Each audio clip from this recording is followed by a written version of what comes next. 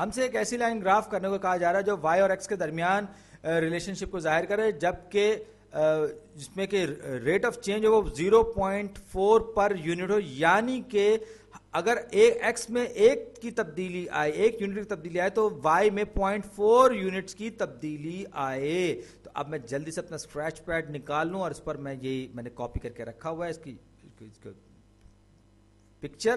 तो x और y की वैल्यूज मैं रखूंगा। अब क्योंकि हमें जो दिया गया y इज इक्वल टू के, यूं कहिए कि हम ये कहते हैं कि कोई भी इक्वेशन जो है वो लीनियर इक्वेशन होती है, अगर y इज इक्वल टू के एक्स को सेटिस्फाई, तो यहाँ पर k कोई सी भी आर्बिट्ररी कांस्टेंट हो सकता है, लेकिन x की वैल्यू कुछ भी, y की वैल्यू कुछ भी हो, जब हम x यहां पर 0 रखेंगे तो ये 0 हो जाएगा, यानी कि ये जो इक्वेशन है या ये जो पॉइंट है ये 0 से गुजर रहा है। पहली बात हो गई। अब जब मैंने x को एक बढ़ाया, एक यूनिट बढ़ाया, तो y जो है वो 0.4 बढ़ जाएगा, यानी x को 1 करने की सूरत में y जो है 0.4 हो जाएगा। इसी तरह जब मैं x को मजीद एक बढ़ाऊंगा, क्योंकि यहां पर ये जो पॉइंट्स हैं इनको 0.4 को मुझे मार्क करना बड़ा मुश्किल है, तो मैं उस वक्त तक बढ़ाता जाऊंगा जब तक कि मुझे कोई होल नंबर ना मिल जाए y की वैल्यू में। तो जब मैंने x को 1 से 2 किया तो ये 0.4 से 0.8 हो गया, x को 3 किया तो y जो है वो 1.2 हो गया, मजीद 0.4 बढ़ गया। जब मैं x को 4 करूंगा तो y जब मजीद 0.4 बढ़ के 1.6 हो जाएगा। और जब मैं, आप देखें, एक करके मैं यहां बढ़ा रहा हूं, और यहां पर जो y में जो इजाफा है वो 0.4 के हिसाब से हो रहा है। तब मैं 4 से 5 जब करूंगा तो ये एक बार फिर 0.4 बढ़ेगा और ये 2 हो जाएगा। तो ये 0.52 वाला जो पॉइंट है ये मुझे अच्छा लग रहा है, क्योंकि इसको प्लॉट ज्यादा आसानी कर सकता हूं। 0 मैंने आसानी से प्लॉट कर दिया, 5,2 जो है ये ज्यादा आसानी। तो ये कुछ इस तरह की स्ट्रेट लाइन बनेगी। मैं रफ बना रहा हूं, लेकिन असल काम जो मैं करूंगा वो मैं अभी खान एकेडमी की वेबसाइट खोलकर उस पर करूंगा।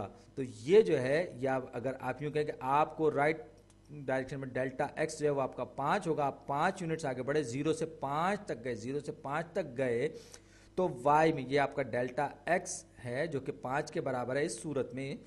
तो आप अगर इतने गए तो आप y डायरेक्शन में ऊपर की तरफ जो ऊपर डेल्टा y होगा वो 2 के बराबर होगा, y जो है वो आप वहां से यहां तक आएंगे तो ये जो इजाफा, ये डेल्टा y जिसको हमने कहा है ये 2 के बराबर हो गया, एक चेंज इन y।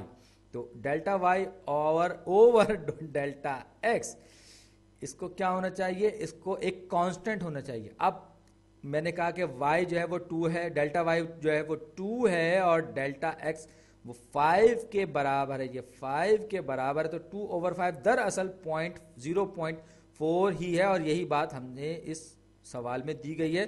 तो उसूली तौर पर लग रहा है कि ये हमारा जवाब दुरुस्त है। तो मैं यहां पर इस पॉइंट जो इक्वेशन है इसको लिखूंगा y is equal to 0.4 times x, या y is equal to 2/5 times x। दोनों बातें ही दुरुस्त होंगी, अपनी अपनी जगह पर लेजिटिमेट होंगी। तो यहां पर हमें k की वैल्यू मालूम हो गई, तो 2 is equal to k times 5। यहां पर मैं 5 के लिए इसको लिख रहा हूं। तो आप देखें तो दोनों साइड्स को अगर मैं 5 से तकसीम कर दूं, 5 से डिवाइड